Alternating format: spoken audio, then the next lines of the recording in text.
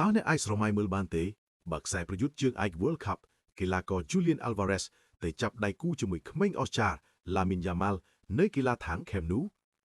នេះលែងជាពាក្យចចាមអារម្មណ៍ធម្មតាទៀតហើយដំណឹងក្តៅៗពីប្រទេសអាហ្សង់ទីនបានទម្លាយថា Alvarez កំពុងតែមិនសប្បាយចិត្តនៅ Atletico Madrid ហើយគោលដៅបន្ទាប់របស់គេគឺក្រុមអ្នកមានបុណ្យ FC Barcelona សួស្តីបងប្អូនប្រិយមិត្តអ្នកស្នេហាកីឡាបាល់ទាត់ទាំងអស់គ្នាស្វាគមន៍មកកាន់ការអាប់ដេតព័ត៌មានទីផ្សារដោះដូរកីឡាករ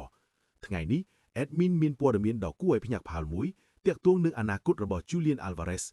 ស្របពេលដែលការបោះឆ្នោតប្រធានក្លឹប Barcelona នៅខែមីនាកំពុងខិតជិតមកដល់តើថ្នាក់ដឹកនាំ Barca មានគម្រោងធំអ្វីខ្លះ Julian Alvarez បានចាក់ចែងពី Man City មកកាន់ Atletico Madrid ក្នុងក្តីសង្ឃឹមថានឹងក្លាយជាតួឯកប៉ុន្តែយោងតាមអ្នកកាសែតកីឡាអាហ្សង់ទីនដ៏ល្បីល្បាញលោក Hugo Balasone បានទម្លាយប្រាប់វិទ្យុ Radio La Red ថា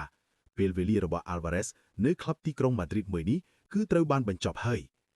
លោកបានបញ្ជាក់ថា Alvarez មិនទទួលបានរដូវកាលដូចដែលការរំពឹងទុកទេហើយគេជឿជាក់ថាអាជីពរបស់គេពេលនេះត្រូវការក្រុមដែលអាចមានសមត្ថភាពឈ្នះពានរង្វាន់ធំៗពិតប្រាកដពលគឺមិនមែនត្រឹមតែពាន Copa del Rey នោះទេចុះហេតុអ្វីបានជា Barcelona ក្លាយជាគោលដៅធំបងប្អូនត្រូវដឹងថាកុងត្រារបស់ Robert Lewandowski នឹងត្រូវផុតកំណត់នៅខែមិថុនាឆ្នាំ2029ខាងមុខនេះហើយអនាគតរបស់ខ្សែប្រយុទ្ធប៉ូឡូញរូបនេះនៅមិនទាន់ច្បាស់លាស់នៅឡើយដូច្នេះ Barca ត្រូវការអ្នកស្នងតំណែងជាបន្ទាន់លោក Balasone បានអះអាងយ៉ាងច្បាស់ថាព័ត៌មានដែលខ្ញុំទទួលបានគឺ Julian Alvarez នឹងទៅលេងឲ្យ Barcelona បន្ទាប់ពីចប់ព្រឹត្តិការណ៍ World Cup ថ្មីត្បិតតែក្រុមកំភ្លើងធំ Arsenal ក៏កំពុងតាមសម្លឹងមើលដែរប៉ុន្តែបេះដូងរបស់ Alvarez ហាក់ងាកទៅរកទឹកដីអេស្ប៉ាញប៉ុន្តែបងប្អូនរឿងនេះមិនងាយស្រួលដោយដែលការគិតទេដើម្បីយកខ្សែប្រយុទ្ធសញ្ជាតិអាហ្សង់ទីនរូបនេះពីដៃ Atletico Madrid ក្រុម Barcelona ត្រូវតែហ៊ានដាក់សំណើទឹកប្រាក់ប្រហែល70លានអឺរ៉ូ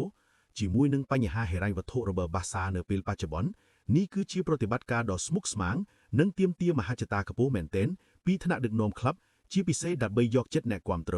មុនការបោះឆ្នោតប្រធានក្លឹបនៅខែក្រោយនេះការចាប់ដៃគូរវាងក្មេងអស្ចារ្យ Lamine Yamal ជាមួយអ្នកប្រមេងគ្រាប់បាល់ Julian Alvarez ពិតជាក្តីស្រមៃដ៏អស្ចារ្យសម្រាប់គូលេសគ្រប់រូបតើបងប្អូនគិតថា Barcelona អាចមានលទ្ធភាពទិញ Alvarez ក្នុងតម្លៃ70លានអឺរ៉ូបានដែរឬទេ